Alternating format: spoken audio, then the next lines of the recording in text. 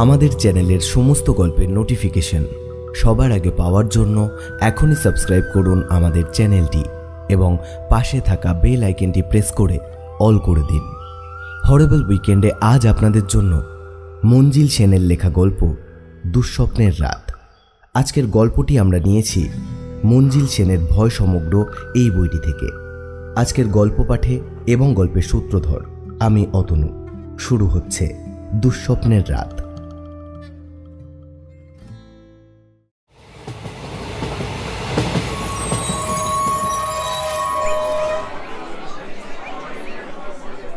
সোমনাথ যখন ট্রেন থেকে নামল তখন পড়ন্ত বেলা। ছোট পাহাড়ি স্টেশন, প্রায় 4000 ফুট উঁচুতে ঢালু পাহাড়ের গায়ে গুল্ম জাতীয় ঘন সবুজের পরিবেশে ছবির মতো স্টেশনটি। সোমনাথ মুগ্ধ দৃষ্টিতে চারিদিকে চোখ বোলালো। বাংলার সমতল শ্যামলভূমি আর এখানকার রুক্ষ পাহাড়ের আরণ্যক শ্যামলতার মধ্যে আকাশ পাতাল প্রভেদ। গুল্ম ছাড়াও কিছু দূরে পাইন বনের সবুজ রেখা দেখা যাচ্ছে। মাইলের পর মাইল চলে গেছে এই রেখা, পাইনের ঘন সন্নিবেশ। সোমনাথ সুটকেসটা নিয়ে স্টেশনের বাইরে এলো। মিস্টার ওয়াঞ্চু চিঠিতে জানিয়ে দিয়েছিলেন যে স্টেশন থেকে বেরোলেই বাস স্ট্যান্ড। কয়েক মিনিটের মধ্যেই বাস ছাড়বে। কন্ডাক্টরকে ও যেন বলে চৌরাস্তার মোড়ে নামবে। সেখান থেকে উত্তর দিকে যে রাস্তাটা চলে গেছে সেটা ধরে নাক বরাবর মিনিট 15 হাঁটলেই ডানহাতি একটা বড় দোতলা বাড়ি চোখে পড়বে।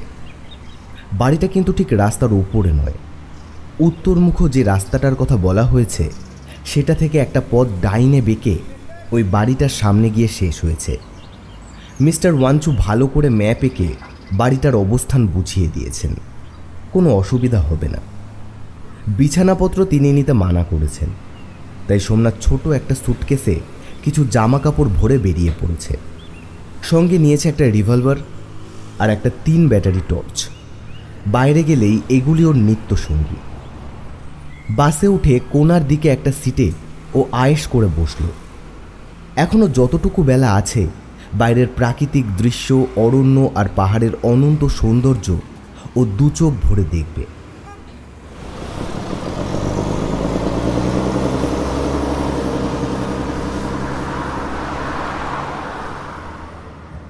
বাস ছাড়ল। পাহাড়ি পথ সাপের মতো এঁকে বেঁকে গিয়েছে। পথ কোথাও দুস্তর চড়াই, আবার কোথাও উতরাই। পথের দুপাশে পাহাড় ঢালু হয়ে খাদে নেমেছে। দূর থেকে মনে হয় যেন একই আকারের ঘন ঝোপঝাড় সমস্ত ঢালু জায়গায় সবুজের প্রলেপ লেপে দিয়েছে। একটা খরস্রোতা নদী অনেক তলা দিয়ে বয়ে গেছে। মনে হচ্ছে যেন একটা সরু রেখা চলে গেছে। সোমনাথ আজ 3 বছর ধরে মোদি অ্যান্ড রুস্তমজি সলিসিটার ফার্মের একজন লিগাল অফিসার। একজন বলা হলো কারণ ওই ফার্মের আরও অনেক লিগাল অফিসার আছেন। খুব বড় ফার্ম, গোটা দেশ জুড়ে ওদের কাজকর্ম চলে। হেড অফিস কোলাবায়। একটি বিখ্যাত ব্যবসায়ী গোষ্ঠীর এই জায়গাটা খুব পছন্দ। রাসায়নিক কারখানার পক্ষে আদর্শ জায়গা। মিস্টার ওয়াঞ্চু এখানকার প্রচুর জমির মালিক। কয়েক একর জমি বিক্রি করতে তার আপত্তি নেই, তাই সেই ব্যবসায়ী প্রতিষ্ঠান মোদি অ্যান্ড রুস্তমজির ওপর এই লেনদেনের ভার দিয়েছেন। সোমনাথ যদিও কলকাতা অফিসের কর্মচারী, কিন্তু সম্প্রতি ফার্মের হয়ে এই বড় চুক্তি সাফল্যের সঙ্গে সম্পাদন করার পর হেড অফিসের বড় কর্তারা ওর কাজে খুব প্রীত হয়ে এই লেনদেনের ব্যাপারটাও ওর হাতে দিয়েছেন। অবশ্য তারা জানতেন কাজটা খুব সহজ হবে না। কানাঘুষোয় তারা একথাও শুনেছিলেন যে মিস্টার ওয়াঞ্চু ভীষণ খামখেয়ালি মানুষ এবং তাকে জড়িয়ে নানা রকম অদ্ভুত কাহিনী গড়ে উঠেছে। যা হোক, সোমনাথ এই কাজটার ভার পেয়ে খুশিই হয়েছিল। তার কাছ থেকে চিঠি পেয়ে মিস্টার ওয়াঞ্চু লেনদেনের বিস্তারিত আলোচনার জন্য কাগজপত্র নিয়ে তাকে এখানে আসতে চিঠি লিখেছিলেন। তার আতিথ্য গ্রহণেও অনুরোধ জানিয়েছিলেন। ক্রমে সন্ধ্যা নেমে এলো। সবুজ বনানীর অন্ধকারের ছায়ায় স্পষ্ট হয়ে একটা কালো রূপ নিল। সোমনাথ ওর পাশে বসা একটা দেহাতি লোককে প্রশ্ন করল, চৌরাস্তা আর কত দূর? সে উত্তরে জানালো যে প্রায় এসে পড়েছে। এবার যেখানে বাস থামবে তার পরের স্টপেজই হলো চৌরাস্তার মোড়। তারপর সে নিজেই কৌতূহলী হয়ে সোমনাথের গন্তব্যস্থল জিজ্ঞেস করল। সোমনাথ তাকে বুঝিয়ে দিতেই সে কেমন যেন অদ্ভুত দৃষ্টিতে তার মুখের দিকে তাকালো। তারপর বলল, বাউজি, আপনি বিদেশি মানুষ বলেই বলছি। আমি এই অঞ্চলের লোক, এখানেই চুল পাকিয়ে ফেললাম। ও বাড়ির বড় বদনাম আছে, আপনি একা হুট করে ওখানে রাত্রিবাস করবেন না। সোমনাথ বিস্মিত হয়ে লোকটির ও কথার কারণ জিজ্ঞেস করল। লোকটি জবাবে বলল যে সে নিজের চোখে অবশ্য কিছু দেখেনি, তবে এ অঞ্চলে কেউ রাত্রে ওই বাড়ির পাশ দিয়ে হাঁটে না। কারণটা সে অবশ্য খুলে বলল না, আর তা জানবার সময়ও সোমনাথের ছিল না, যেহেতু বাস ঠিক সেই সময়ই চৌরাস্তার মোড়ে এসে থেমেছে।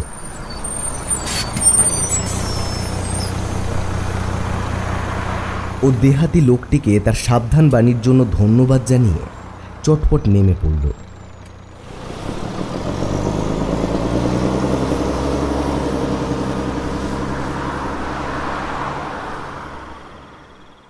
বাসের রাস্তাটা হলো পূর্ব পশ্চিমে। ওকে এখন উত্তর দিকে যেতে হবে। শুক্লপক্ষ, চাঁদ উঠেছে, সবকিছু স্পষ্ট দেখা যাচ্ছে। সোমনাথের কোনো অসুবিধা হলো না। রাস্তাটা অপ্রশস্ত, পাথর আর কাঁকড়ে ভর্তি। বেশি লোক চলাচল নেই বলেই মনে হয়। মিস্টার ওয়ানচুর কথা মতো মিনিট 15 হাঁটার পর ও থমকে দাঁড়ালো। হ্যাঁ, ডান দিকে একটা সরু পথ চলে গেছে, আর সেই পথের শেষে একটা দোতলা বাড়ি দেখা যাচ্ছে। ঝলমল চাঁদের আলোয় বাড়িটিকে ভুতুড়ে বাড়ি বলে মনে করা অন্যায় হবে না। সোমনাথ স্থির হয়ে দাঁড়ালো। কেন জানি না ওর গাটা ছমছম করে উঠল। বুড়ো দেহাতি লোকটি ও কথা বলল কেন? পরেক্ষণেই ও মনে মনে হেসে উঠল। দূর চাই যত সব কুসংস্কার। সোমনাথের বুদ্ধিই শুধু তীক্ষ্ণ ছিল না, সাহস ও শক্তিতেও সাধারণের সঙ্গে ওর ব্যবধান ছিল যথেষ্ট। কলেজ জীবনে ও অপরাজিত মুষ্টিযোদ্ধা হিসেবে খ্যাতি লাভ করেছিল। আজকাল শিকারের দিকে ঝুঁকেছে।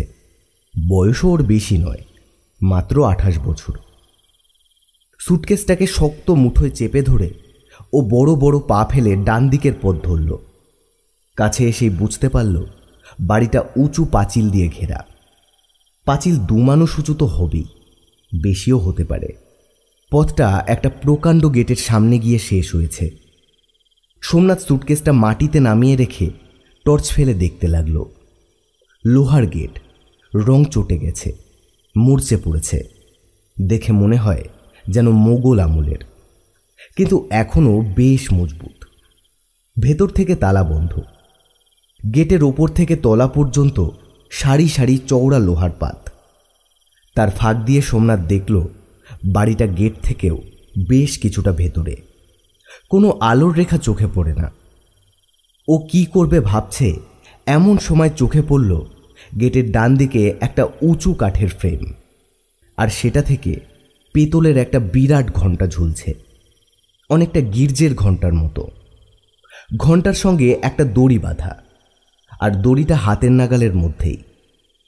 সোমনাথ সেই দড়িটা ধরে টান দিতেই চারিদিকের জমাট অন্ধকার ও গাঢ় স্তব্ধতা ছাপিয়ে গুরুগম্ভীর স্বরে ঘণ্টা বেজে উঠল। কি আশ্চর্য! সঙ্গে সঙ্গে বাড়ির সামনের দরজাটা খুলে গেল, আর কেউ যেন একটা আলো হাতে এগিয়ে আসছে। কাছে আসতেই সোমনাথ দেখল একটি পাহাড়ি লোক বয়সের ভারে নুয়ে পড়েছে। লণ্ঠনটা সে সোমনাথের মুখের উপর তুলে ধরে তীক্ষ্ণ দৃষ্টিতে তাকে দেখল। তারপর গেটের লোহার শেকলটা খুলে একটা পাল্লা ফাঁক করে ওকে ইঙ্গিতে ভেতরে আসতে বলল। যখন লোকটি আলো তুলে ধরেছিল তখনই সোমনাথ তাকে দেখে নিয়েছিল। মুখে বার্ধক্যের ছাপ, গলার চামড়া ঝুলে পড়েছে, চোখ দুটি গর্তে ঢোকা, কিন্তু যেন একটু বেশি রকম উজ্জ্বল। অন্ধকারে হঠাৎ যেন বিড়ালের চোখ বলে মনে হয়। ঠিক এই সময় খুব কাছ থেকে একটা হিংস্র জন্তুর চাপা গর্জন সোমনাথের কানে এলো। ও তাড়াতাড়ি গেটের মধ্যে ঢুকে পড়ল। গেট বন্ধ করে লোকটি ওকে তার অনুসরণ করতে ইঙ্গিত করল। গেটে তালা পড়তেই সোমনাথের মনে হলো ও যেন একটা জেলখানার মধ্যে ঢুকেছে, আর পালাবার পথ নেই। একটা অহেতুক অস্বস্তিতে ওর মন ভরে গেল। লোকটির পিছু পিছু সোমনাথ এগিয়ে চলল। চাঁদের আলোয় চারিদিক ও একবার চোখ বুলিয়ে নিল। বিরাট জমি নিয়ে বাড়িটা, অযত্ন আর অবহেলায় ইতস্তত বুনো গাছগাছড়ায় ভরে গেছে। শেয়াল কিংবা ওই জাতীয় বন্য জন্তু জানোয়ার থাকা বিচিত্র নয়। লোকটি ওকে দোতলায় একটি ঘরে নিয়ে এলো। সোমনাথের মনে হলো তার ব্যবহারের জন্যই বোধহয় ঘরটি অতি সম্প্রীতি পরিষ্কার করা হয়েছে। দেওয়ালের কোনায় ঝুল আর ঘরের অবস্থা দেখেই তা মনে হয়। ঘরটি অবশ্য বেশ বড়। সোমনাথ ঘরের চারিদিকে একবার চোখ বুলিয়ে সুটকেসটা মাটিতে রাখল। তারপর লোকটিকে হিন্দিতে জিজ্ঞেস করল তার মনিবের সঙ্গে কখন দেখা হবে। উত্তরে লোকটি হা করল, আর সোমনাথ সভয়ে দুপা পিছিয়ে গেল। লোকটির জিভ অর্ধেকটা নেই, যেন কেউ কেটে নিয়েছে। হাত পা নেড়ে ইঙ্গিতে কিছু বলবার বা বোঝাবার চেষ্টার কারণ এতক্ষণে ওর কাছে স্বচ্ছ হয়ে গেল। লোকটি ঘর ছেড়ে চলে যেতেই সোমনাথ ওর জন্য পাতা বিছানোর ওপর ধপাস করে বসে পড়ল। সব কিছু মিলিয়ে পরিবেশটা ওর কাছে মোটেই সুখকর মনে হচ্ছে না। ও কোথায় এসে পড়ল? এখান থেকে যে বেরোবার উপায় নেই তা যেন ও মর্মে মর্মে উপলব্ধি করছে। মিনিট কয়েক বসে থাকার পর ও জামা কাপড় ছেড়ে ফেলল। বাথরুমে 1 ড্রাম ঠান্ডা জল ছিল। ওই লোকটি নিশ্চয়ই তার জন্য তুলে রেখেছে। দুটো পুরো রাত ওকে ট্রেনে কাটাতে হয়েছে। ধুলোবালিতে শরীর যেন কিচকিচ করছে। ঠান্ডা জল গায়ে পড়তেই আরামে দুচোখ বুজে এলো। খুব ভালো করে স্নান করে যখন ও বেরোলো তখন সব ক্লান্তি, অবসাদ, এমনকি অহেতুক একটা উদ্বেগ যা ওর মনকে পীড়া দিচ্ছিল, সব যেন ভোজবাজির মতো উবে গেল। পাহাড়ি লোকটা আবারও সামনে এসে দাঁড়ালো। ইঙ্গিতে ওকে তার অনুসরণ করতে বলল। সোমনাথ লোকটির পেছন পেছন চলল। লোকটির হাতে একটা বড় মোমবাতি। সেই আলোতে সে পথ দেখিয়ে চলেছে। প্রকাণ্ড বাড়ি, বড় বড় ঘর, বারান্দা, কিন্তু লোকজনের সাড়া নেই। সোমনাথ অবাক হয়ে ভাবে, এত বড় বাড়িতে একা একা বাস করাও তো দুঃস্বপ্ন। সোমনাথের থাকার ব্যবস্থা হয়েছিল দোতলার দক্ষিণ সারির মাঝামাঝি একটা ঘরে, আর লোকটি ওকে নিয়ে প্রবেশ করল একতলার উত্তর প্রান্তের একটি ঘরে। বিরাট ঘর, চারিদিকে আলমারি, বইয়ে ঠাসা। ঘরটা আবছা অন্ধকার, শুধু পশ্চিম দিকের কিছু জায়গা বেশ উজ্জ্বল। সেখানে প্রকাণ্ড একটা টেবিলের ওপর বাতিদানিতে প্রায় 1 হাত লম্বা সরু বাঁশের মতো মোটা 5টি মোমবাতি জ্বলছে। বাড়িতে যে বিজলি আলো নেই তা অবশ্য সোমনাথ আগেই টের পেয়েছিল।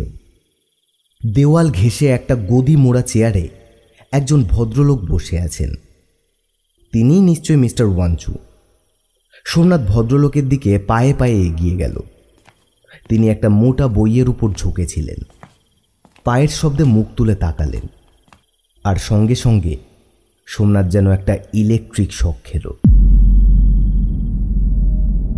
ভদ্রলোক ওর দিকে তাকিয়ে আছেন, মুখে যেন একটু কৌতুকের আভাস। তার চোখ দুটি সোমনাথের মুখের ওপর দৃষ্টি বোলাচ্ছে, কিন্তু অদ্ভুত সে দৃষ্টি। সোমনাথের মনে হলো ওর বুদ্ধি যেন লোপ পেয়ে যাচ্ছে। ভদ্রলোকের দৃষ্টি দুরকম। পার্থক্যটা এতই প্রকট যে মনে হয় না একই মানুষের দুটো চোখ। ডান দিকের চোখের দৃষ্টিতে শান্ত স্নিগ্ধ ভাব ফুটে উঠেছে, আর বাঁ দিকের চোখটা একটু লালচে, ক্রূর, হিংস্র নেকড়ের মতো সে চোখের দৃষ্টি। তাকাতে ভয় করে। সোমনাথের অস্বাচ্ছন্দ্য ভদ্রলোক বোধহয় বুঝতে পারলেন। তিনি মুখে একটু হাসি টেনে ওকে বসতে বললেন। সোমনাথ তার মুখোমুখি একটা চেয়ারে বসল। মাঝখানে সেক্রেটারিয়ের টেবিলটাই যা ব্যবধান। 2-4টে মামুলি কথাবার্তা হলো। সোমনাথ আরও লক্ষ্য করল ভদ্রলোকের চওড়া কাঁধ, বলিষ্ঠ পেশল বাহু।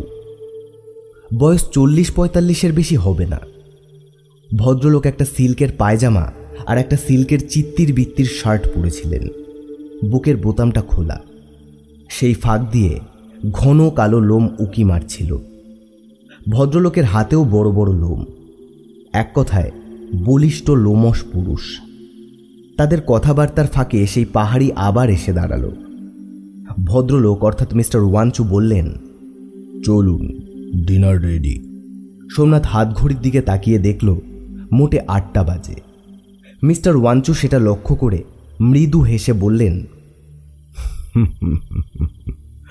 Early to sleep and early to rise, এই প্রবাদটা আমি মেনে চলি। তিনি উঠে দাঁড়ালেন, আর সোমনাথ আর একবার চমকে উঠল। মিস্টার ওয়াঞ্চু বামন, লম্বায় 4 ফুট কয়েক ইঞ্চি মাত্র, খাটো চেহারা, অথচ চওড়া বুক, পিঠ ও দীর্ঘ বাহু। শুধু যে বেমানান তাই নয়, দৃষ্টিকটুও বটে। খাবারের আয়োজন হয়েছিল ভালোই। জুই ফুলের মতো সাদা মিহি চালের ভাত, শিক কাবাব, হরিণের মাংস আর মাটার পনির। কিন্তু এ শুধু সোমনাথের জন্যই। মিস্টার ওয়াঞ্চুর জন্য আলাদা ব্যবস্থা। তার জন্য একটা বড় কাচের প্লেটে পুরু থকথকে মাংস, সমস্ত প্লেটটা জুড়ে একটা বড় মাংসের চাক, লাল টকটক করছে। সোমনাথের বিস্মিত দৃষ্টির উত্তরে মিস্টার ওয়াঞ্চু জানালেন যে রাত্রে তিনি মাংস ছাড়া আর কিছু খান না। সোমনাথের কিন্তু অত বড় মাংসের একটা চাক দেখে গাটা কেমন ঘিন ঘিন করে উঠল। তাছাড়া ওটা অত লালই বা কেন? মিস্টার ওয়াঞ্চু কিন্তু নিপুণ হাতে ছুরি দিয়ে মাংসের চাকটাকে খণ্ড খণ্ড করে কেটে কাটা দিয়ে গেথে পরম তৃপ্তির সঙ্গে টপাটপ মুখে পুড়তে লাগলেন। খাওয়া শেষ হলে ওরা আবার মিস্টার ওয়াঞ্চুর লাইব্রেরি ঘরে ফিরে এলো। পাহাড়ি লোকটি কফি দিয়ে গেল। আরও কিছুক্ষণ আলাপ আলোচনার পর মিস্টার ওয়াঞ্চুই ওকে তাড়াতাড়ি শুয়ে পড়তে বললেন। ট্রেন জার্নিতেও শরীরের ওপর দিয়ে কম ধকল যায়নি। মিস্টার ওয়াঞ্চুর হাতে একটা দড়ি ঝুলছিল। তিনি সেটা ধরে টান দিতেই মাথার ওপর একটা ঘণ্টা বেজে উঠল। সোমনাথ মনে মনে ভাবল, এখানে দেখছি সব ঝুলানো ঘন্টার ব্যাপার। ঘণ্টার শব্দ শুনে পাহাড়ি লোকটা এসে দাঁড়ালো। মিস্টার ওয়াঞ্চুকে শুভরাত্রি জানিয়ে সোমনাথ লোকটির পেছন পেছন ঘর থেকে বেরিয়ে এলো। সোমনাথের অত তাড়াতাড়ি শুয়ে পড়ার ইচ্ছা ছিল না, তাই ও একটা ইংরেজি রহস্য উপন্যাস খুলে বসল। বলা বাহুল্য ও ঘরেও মোমবাতি জ্বলছিল। কিছুক্ষণ পড়ার পর ওর হাই উঠতে লাগলো। দুরাত্রি ট্রেনে ভালো ঘুম হয়নি, চোখ যেন বুজে আসছে। সোমনাথ উঠে পড়ল, সুটকেস থেকে টর্চটা বের করল, তারপর কি মনে করে রিভলভারটাও বের করল। টর্চটা শিওরে আর রিভলভারটা বালিশের তলায় রেখে ও মোমবাতি ফু দিয়ে নিভিয়ে দিল। তারপর বিছানায় শুয়ে পড়ল। গ্রীষ্মকাল, জানলাগুলো সব খোলা, ফুরফুর করে হাওয়া আসছে। ঘরের মধ্যে প্রায় গোটা 6 জানলা। একটা জানলা প্রায় 1 দরজা সমান। জানলাটা দুভাগে ভাগ করা, ওপরে 2টো পাট, নিচে 2টো পাট, কিন্তু একসঙ্গে বন্ধ করা যায়, আবার খোলাও যায়। অন্য জানলাগুলির মতো এত কাঠের গরদ নেই, তাই ওপর নিচ খুলে দিলে দরজার মতো ফাঁক হয়ে লোক যাতায়াতের পথ করে দেয়। এটা দিয়েই দোতলার বারান্দায় যেতে হয়। বোধহয় প্রত্যেক ঘরেই এই একই ব্যবস্থা। ঢালা বারান্দা, বেশ চওড়া, অনেকটা অর্ধ গোলাকার। এক প্রান্ত থেকে অন্য প্রান্ত পর্যন্ত রামধনুর মতো চলে গেছে। সোমনাথ সব জানলাগুলোই খুলে দিয়েছিল। গরমের সময় হলেও চারিদিকে খোলামেলা বলে রাত্রে চমৎকার হাওয়া। শোয়ার সঙ্গে সঙ্গেই ও নাক ডাকতে শুরু করল।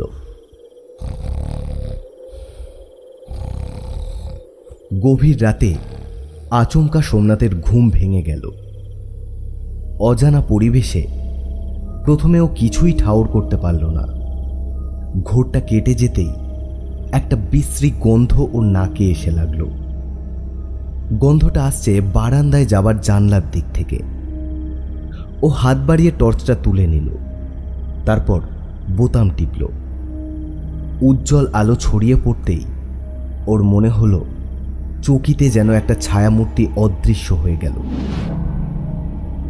এত তাড়াতাড়ি ব্যাপারটা ঘটে গেল যে সোমনাথ হকচকিয়ে গেল। ওই মুহূর্তের মধ্যেও ওর মনে হলো যেটা মিলিয়ে গেল সেটা আর কিছু নয়, ধূসর রঙের বড় কুকুর জাতীয় একটা প্রাণী। বাড়িতে পোষা কুকুর থাকলেও নিশ্চয়ই টের পেত। ওটা এলো কোত্থেকে? একতলায় সব বন্ধ, দোতলার অত উঁচুতে কোনো বন্যপ্রাণীর পক্ষে মাটি থেকে লাফিয়ে ওঠা শুধু অসম্ভবই নয়, অবাস্তব। বারান্দায় যাবার ওপর নিচ দুটো জানলাই বন্ধ করে ও আবার শুয়ে পড়ল। অদ্ভুত জীবটির সম্বন্ধে নানা চিন্তা করতে করতে একসময় ঘুমিয়ে পড়ল সোমনাথ। ঘুম যখন ভাঙল তখন বাইরের রোদ ঘরের মধ্যে এসে ঢুকেছে। ও তাড়াতাড়ি হাত মুখ ধুয়ে নিচে নেমে এলো। মিস্টার ওয়াঞ্চু বোধহয় অনেক আগেই উঠেছিলেন। তার পোশাক দেখে মনে হয় প্রাতভ্রমণ সেরে সবে ফিরেছেন। সোমনাথকে তিনি হাসি মুখে জিজ্ঞেস করলেন রাত্রে ভালো ঘুম হয়েছিল কিনা। সোমনাথ ঘাড় নেড়ে সায় দিল। তারপর একটু ইতস্তত করে জিজ্ঞেস করল, অ্যালসেশিয়ান কুকুরটা রাত্রে কোথায় থাকে? ওর মনে হয়েছিল ওটা ওই জাতীয় কুকুর ছাড়া আর কিছু নয়। মিস্টার ওয়াঞ্চু কিন্তু ওর কথা শুনে একটু অবাক হয়ে ওর মুখের দিকে তাকালেন। তারপর বললেন, কোনো কুকুর তো এ বাড়িতে নেই। সোমনাথ তাড়াতাড়ি বলল যে তারই ভুল হয়েছিল। ব্রেকফাস্ট সেরে সোমনাথ কাগজপত্র নিয়ে বসল। মিস্টার ওয়াঞ্চু তার দলিলপত্র বের করে কী ধরনের লেনদেনে তিনি সম্মত তা প্রাঞ্জল ভাষায় বুঝিয়ে দিলেন। সোমনাথের বুঝতে কষ্ট হলো না যে আইনের ওপর ভদ্রলোকের যথেষ্ট দখল আছে, বুদ্ধিও প্রখর। একটা জিনিস কিন্তু ও লক্ষ্য না করে পারল না। কাল রাত্রে মিস্টার ওয়াঞ্চুকে দেখে ওর মনে যে একটা কিন্তু কিন্তু ভাব জেগেছিল, আজ সকালে তার সঙ্গে কথাবার্তা বলে সে ভাবটা আর ওর মনে জাগছে না। হাসি খুশি আমোদে ভদ্রলোক বলেই মনে হচ্ছে। অতিথি বৎসল তো বটেই।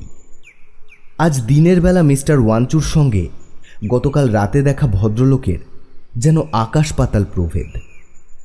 বেলা ঠিক 11:30টায় মধ্যাহ্ন ভোজনের ডাক পড়ল। পাহাড়ি লোকটির হাতের রান্না কিন্তু অপূর্ব, জানেও অনেক রকম রান্না।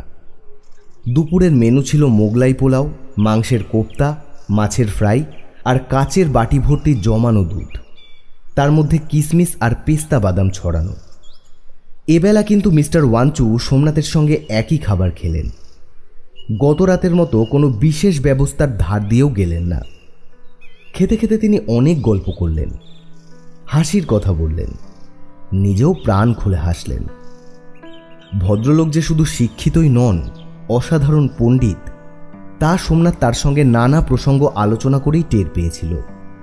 তার লাইব্রেরিতে যে কী ধরনের বই নেই সেটাই হলো ভাবনার বিষয়। বিকলাঙ্গ না হলেও দৈহিক খর্বতার জন্য তিনি বাইরের জগৎ থেকে নিজেকে একেবারে সরিয়ে নিয়েছেন। এখানে একা ওই পাহাড়ি অনুচরের সেবায় আর বইয়ের মধ্যে তিনি বেশ নিরুপদ্রবে জীবনযাপন করছেন। কোনো ক্ষোভ নেই, খেদ নেই, বরং ভালোই আছেন। পূর্বপুরুষরা প্রচুর সম্পত্তির মালিক ছিলেন। আজও যা আছে তা কুড়িয়ে কাড়িয়েও 20-22 লাখ টাকার কম হবে না। দুপুরে আর কোনো কাজ ছিল না।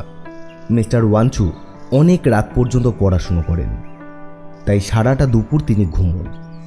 সোমনাথ তার নির্দিষ্ট ঘরে টান টান হয়ে বিছানার ওপর শুয়ে পড়ল।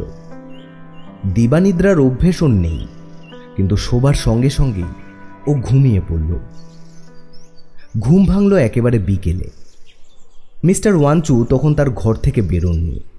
সোমনাথকে উঠতে দেখে পাহাড়ি লোকটি টিপটে চা আর কড়া করে ভাজা পুরো একটা ডিমের অমলেট ওর ঘরে দিয়ে গেল। সোমনাথের চা তেষ্টা পেয়েছিল। ও খুশি মনে পেয়ালার চা ঢেলে চুমুক দিল। দামি চা, সুন্দর ফ্লেভার। ডিমের অমলেটটা ছুরি দিয়ে কাটতে বেশ বেগ পেতে হলো। বোধহয় 4-5টা ডিম দিয়ে অমলেটটা বানানো হয়েছে। চা পর্ব সেরে ও বেরিয়ে পড়ল। দিনের বেলা গেটটা খোলাই থাকে। এদিকটা খুব নির্জন। একজন লোকও ওর চোখে পড়ল না। পথের দুধারে এবং চারিদিকে ঘন জঙ্গল, হিংস্র জন্তু জানোয়ারদের আদর্শ লীলাভূমি। সন্ধ্যের মুখে ও বেরিয়ে ফিরে এলো। নিজের ঘরে এসে জামা কাপড় বদলে ও লাইব্রেরি ঘরের দিকে পা বাড়ালো। আর এক দফা বৈষয়িক আলোচনা করে কাজটা ও এগিয়ে রাখতে চায়। গতকাল রাতের মতো আজও মিস্টার ওয়াঞ্চুর লাইব্রেরিতে মোমবাতির আলো, বাতিদানের 5টি মোটা মোটা মোম, নিশ্চয়ই অর্ডার দিয়ে তৈরি। সোমনাথ এগিয়ে গেল। মিস্টার ওয়াঞ্চু কিছু একটা করছিলেন। ওর পায়ের শব্দে মুখ তুলে তাকালেন, আর সোমনাথ গতকালের মতো আবার যেন একটা শক খেল। দু চোখের দৃষ্টিতে এক অদ্ভুত পার্থক্য। দিনের বেলা বোঝাই যায় না।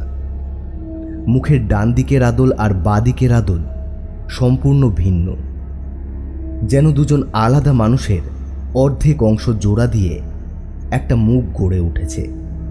একজন শান্ত সৌম্য মানুষের ডান দিকের অংশ আর একজন নিষ্ঠুর মানুষের বাঁ দিকের অংশের সমন্বয়ে যে বিচিত্র ভয়াল মুখের ছবি মানসপটে ভেসে ওঠে, ওয়াঞ্চুর মুখের দিকে তাকিয়ে সোমনাথের ঠিক সেই অনুভূতিই হলো। মিস্টার ওয়াঞ্চুর ঠোঁটের বাঁ কোল ঘেঁষে একটা হাসির ঝিলিক খেলে গেল।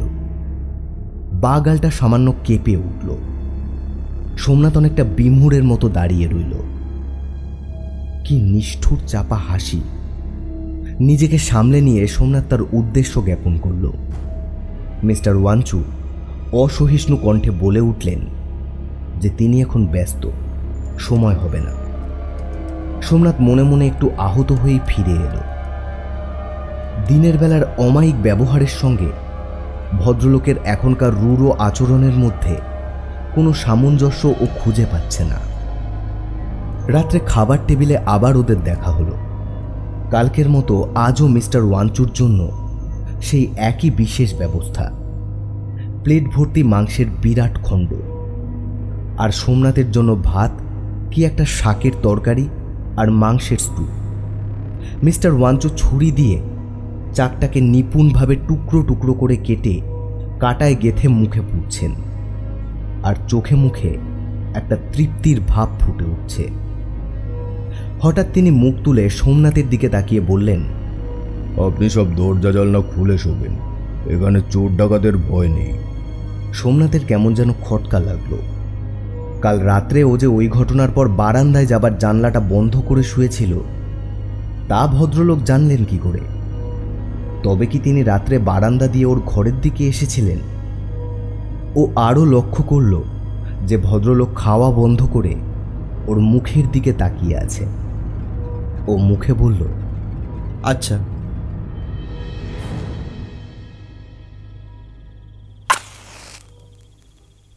নিজের ঘরে এসে একটা সিগারেট ধরিয়ে ও চিন্তা করতে লাগলো। নানা উদ্ভট কল্পনা ওর মাথায় এসে জড়ো হয়েছে, কিন্তু তার কোনো যুক্তিসঙ্গত সমাধান ও যেন খুঁজে পাচ্ছে না।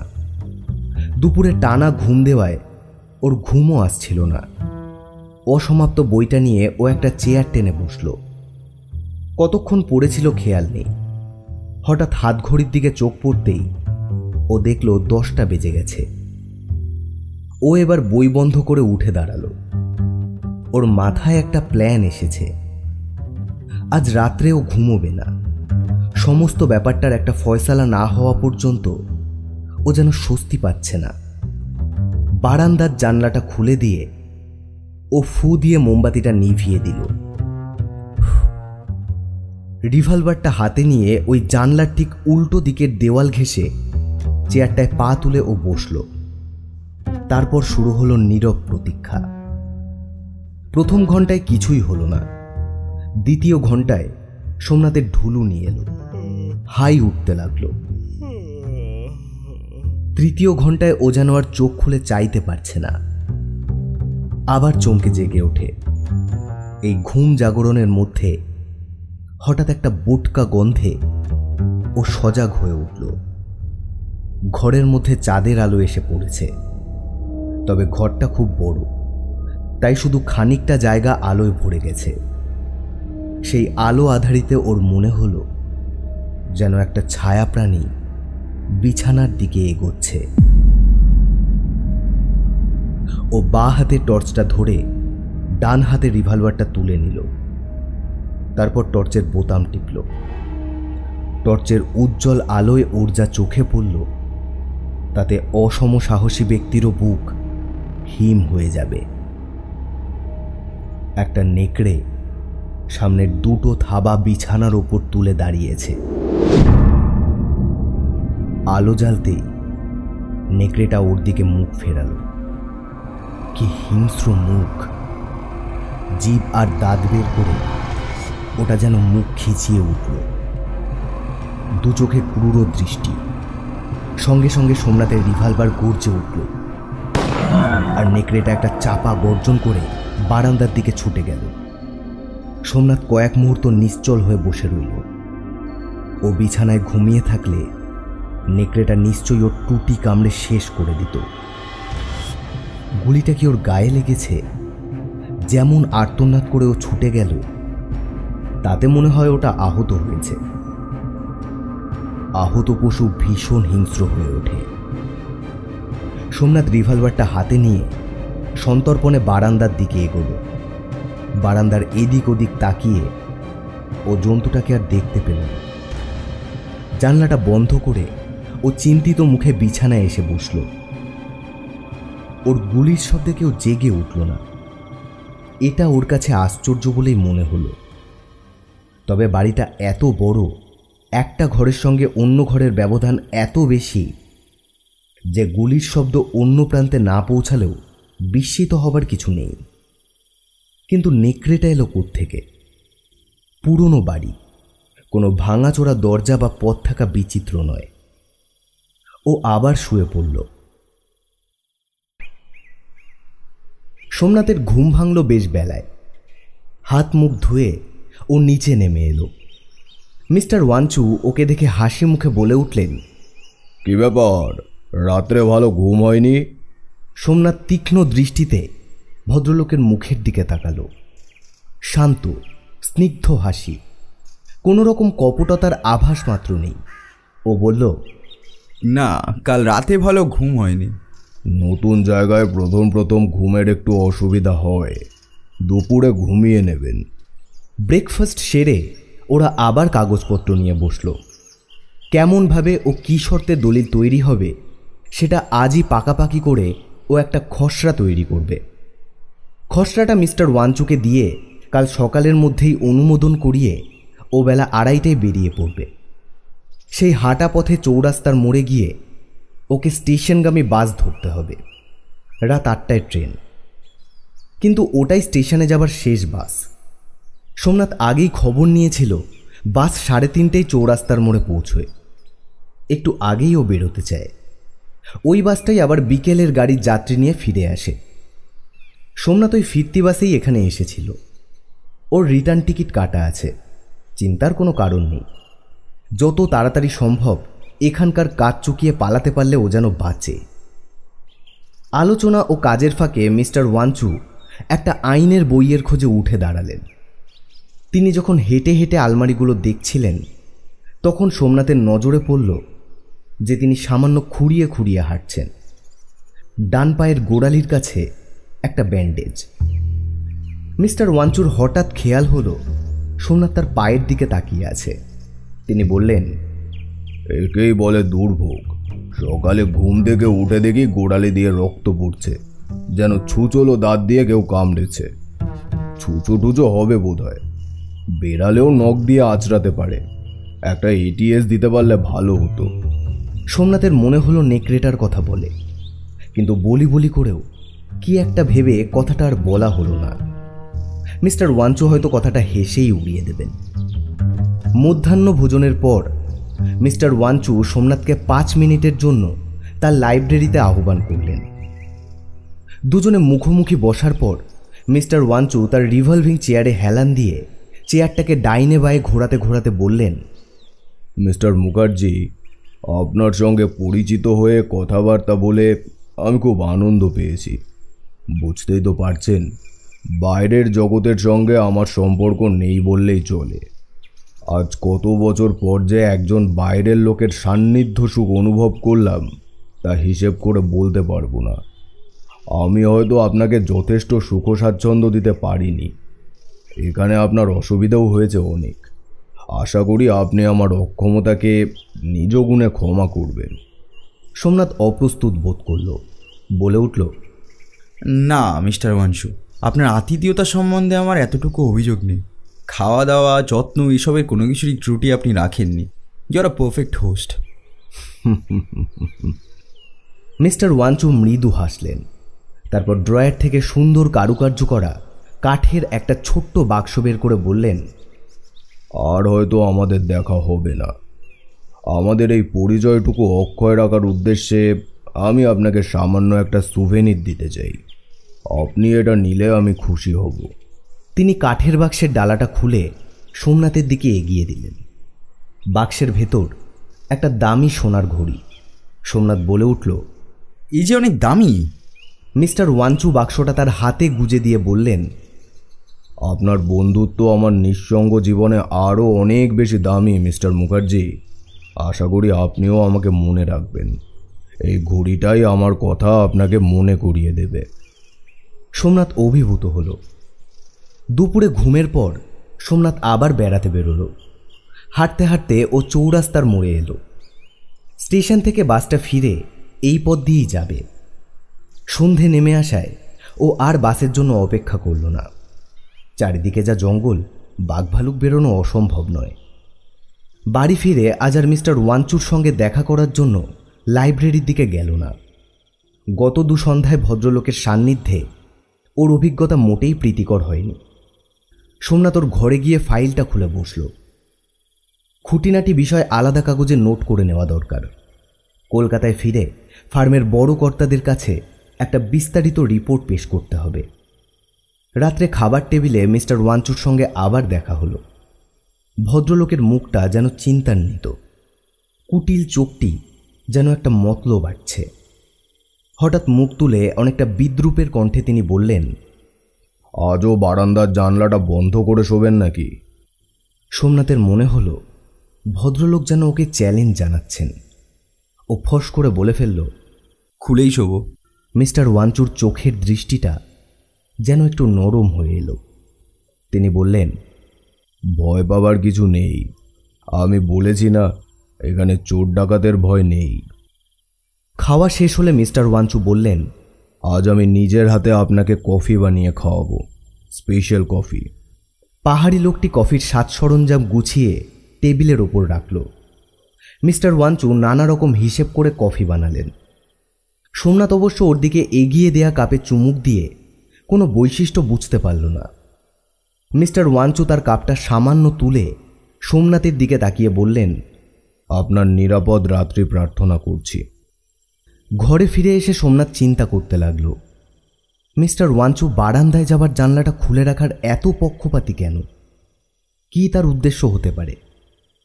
ও অবসর সময় সমস্ত বাড়িটা তন্ন তন্ন করে খুঁজেছে, কিন্তু কোনো নেকড়ে কেন, একটা কুকুরেরও দেখা পায়নি। অবশ্য জঙ্গল থেকে হিংস্র প্রাণীর লোহার গেটের গরদের মধ্যে দিয়ে বাড়ির সীমানার মধ্যে ঢুকে পড়া মোটেই অস্বাভাবিক নয়। কি মনে করে সোমনাথ গতকাল রাত্রে যেখানে চেয়ারটা রেখেছিল আজ তার উত্তর কোণে সেটাকে সরিয়ে নিল। দুপুরেও ঘুমিয়েছিল, তবু আজ যেন খুব তাড়াতাড়ি ঘুম আসছে। কিছুতেই চোখ খুলে রাখতে পারছে না। সোমনাথ ঘুম কাটাবার জন্য ঘরের মধ্যে পায়চারি করতে লাগল। গোটা রাত সামনে পড়ে আছে, এখনই ঘুম এলে তো মুশকিল। আজ ও নেকড়েটাকে গুলি করে মারবেই। হঠাৎ একটা সন্দেহ ওর মনে দোলা দিয়ে উঠল, কফির মধ্যে ঘুমের ওষুধ মেশানো ছিল না তো? চিন্তাটা মাথায় আসতেই ওর মনে পড়ল কফিটা কেমন যেন বিস্বাদ লেগেছিল। ওটা বানাবার সময় মিস্টার ওয়ানচুর পক্ষে চট করে কিছু মিশিয়ে দেওয়া মোটেই অসম্ভব ছিল না। সেই জন্যেই কি তিনি নিজের পেয়ালায় চুমুক দেওয়ার আগে ওর নিরাপদ রাত্রির কামনা করেছিলেন? এখন সোমনাথের মনে হচ্ছে তার কণ্ঠস্বরে যেন একটা ব্যঙ্গের সুর ছিল। ভদ্রলোকের মুখের হাসিটাও কেমন যেন অদ্ভুত লেগেছিল। রাগে সোমনাথের মুখ লাল হয়ে উঠল। এ কি ধরনের রসিকতা? তাকে নেকড়ে দিয়ে খাইয়ে মিস্টার ওয়ানচুর কি লাভ হবে? বরং ও ফিরে গিয়ে যে রিপোর্ট দাখিল করবে তার উপরই জমি বিক্রয় সংক্রান্ত চুক্তিপত্রের চূড়ান্ত ফলাফল নির্ভর করছে। তাতে মিস্টার ওয়ানচুর লাভ বই ক্ষতি নেই। কিন্তু এখনও কি করবে? বারান্দায় যাবার জানলাটা বন্ধ করে দেবে? পরেক্ষণই মিস্টার ওয়ানচুর ওই চ্যালেঞ্জ ওর মনে পড়ল। না, ও হার স্বীকার করবে না। ও অসমাপ্ত বইটা নিয়ে বসল। কিছুক্ষণ পর আবার হাই উঠতে লাগলো। হাত ঘড়ির দিকে তাকিয়ে ও দেখল মোটে রাত 10টা। সারা রাত জেগে বসে থাকা অসম্ভব। কফির সঙ্গে নিশ্চয়ই ঘুমের ওষুধ মেশানো ছিল। সোমনাথ ঘরের চারিদিকে তাকালো। একটা জানলার পাশে দেওয়াল ঘেঁষে সাবেকি আমলের প্রকাণ্ড একটা কাঠের আলমারি, যেমন লম্বা তেমন চওড়া। সোমনাথের মাথায় একটা বুদ্ধি খেলে গেল। আলমারির মাথায় একজন অনায়াসে গুটিসুটি মেরে শুয়ে থাকতে পারে। নেকড়ের হাত থেকে রক্ষা পাবার বেশ নিরাপদ জায়গা। সোমনাথ আর দ্বিরুক্তি করল না। বিছানার চাদর আর বালিশটা আলমারির মাথায় ছুঁড়ে দিয়ে টর্চ ও রিভলভারটা নিয়ে জানলায় ভর দিয়ে সেখানে উঠে পড়ল। ও এই ঘরে থাকবে বলে ঘরটা পরিষ্কার রাখা হয়েছিল। আলমারির মাথাটাও ঝাড়া হয়েছিল তাই রক্ষে, নইলে বহুদিনের অব্যবহারে যে পরিমাণ ধুলোর স্তর জমা উচিত তার উপর পুরো একটা রাত কাটানোর কথা ভাবতেই সোমনাথের গা ঘিন ঘিন করে উঠল। বালিশে মাথা ঠেকাবার সঙ্গে সঙ্গে গাঢ় ঘুম ওকে আচ্ছন্ন করে ফেলল। বোধহয় প্রচণ্ড প্রাণশক্তির দরুন গভীর রাতে ওর ঘুমটা ভেঙে গেল। সমস্ত ঘর একটা বোটকা গন্ধে ভরে গেছে। একটা হিংস্র চাপা গর্জনে ও চমকে উঠল। চাঁদের আলোয় সোমনাথ দেখল নেকড়েটা ঘরের মাঝখানে দাঁড়িয়ে আছে। ঘরে ওকে খুঁজে না পেয়ে ওটা খেপে গেছে মনে হচ্ছে। সোমনাথ রিভলভারটা দৃঢ় মুষ্টিতে চেপে ধরল। তারপর টর্চের আলো নেকড়েটার মুখের ওপর ফেলল। মুখে আলো পড়তেই নেকড়েটা মুখ তুলে আলমারির উপর তাকালো। সোমনাথের স্পষ্ট মনে হলো জানোয়ারটার মুখে যেন একটা দারুণ বিস্ময়ের চিহ্ন ফুটে উঠেছে। সোমনাথ লক্ষ্য করে ট্রিগার টিপল। সঙ্গে সঙ্গে একটা তীক্ষ্ণ আর্তনাদ করে নেকড়েটা বারান্দার দিকে ছুটে গেল। সোমনাথের মনে হলো যেন যন্ত্রণায় হিতাহিত জ্ঞান হারিয়ে ওটা বারান্দা থেকে এক লাফ মারল। কারণ নিচে ভারী একটা কিছু পড়ার শব্দ কানে এলো সোমনাথের। সোমনাথ আলমারির মাথা থেকে নিচে নেমে এসে তাড়াতাড়ি জানলাটা বন্ধ করে দিল। নেকড়েটা যে গুরুতর আহত হয়েছে সে বিষয়ে কোনো সন্দেহ নেই। আকাশ হঠাৎ কালো মেঘে ছেয়ে গেল। বাইরেটা ঘুটঘুটে অন্ধকার।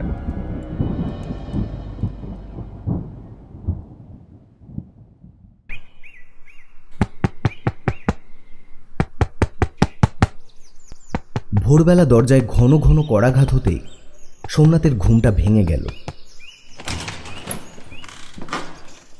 তাড়াতাড়ি দরজা খুলতেই পাহাড়ি লোকটা আউ আউ করে ওকে কি যেন একটা বলতে চাইল। সে কি বলতে চায় সোমনাথ তার এক বর্ণ বুঝতে পারল না। লোকটি তখন ওর হাত ধরে টানতে টানতে নিয়ে চলল। একতলায় নেমে সদর দরজা দিয়ে লোকটা বাইরে বেরিয়ে এলো। তারপর প্রায় ছুটেই চলল। বাড়িটার পশ্চিম দিকে সোমনাথের ঘর লাগোয়া বারান্দার ঠিক তলায় এসে লোকটি থামল। তারপর আঙুল দিয়ে মাটিতে পড়ে থাকা বস্তুটির ওপর ওর দৃষ্টি আকর্ষণ করল। সোমনাথ ভীষণ চমকে উঠল। মাটিতে পড়ে আছেন মিস্টার ওয়ানচু। মনে হয় যেন উঁচু থেকে পড়ে যাওয়ায় ঘাড় ভেঙে তার মৃত্যু হয়েছে। আরও একটা জিনিস নজরে পড়ল সোমনাথের। মিস্টার ওয়ানচুর ঘাড়ে একটা ক্ষত। ঘাড় ঘেঁষে একটা গুলি চলে গেলে যেমন ক্ষতের সৃষ্টি হয় অনেকটা তেমন। রক্ত শুকিয়ে আছে। হতবুদ্ধির মতো দাঁড়িয়ে রইল সোমনাথ। সমস্ত ব্যাপারটা ওর বুদ্ধির অগম্য।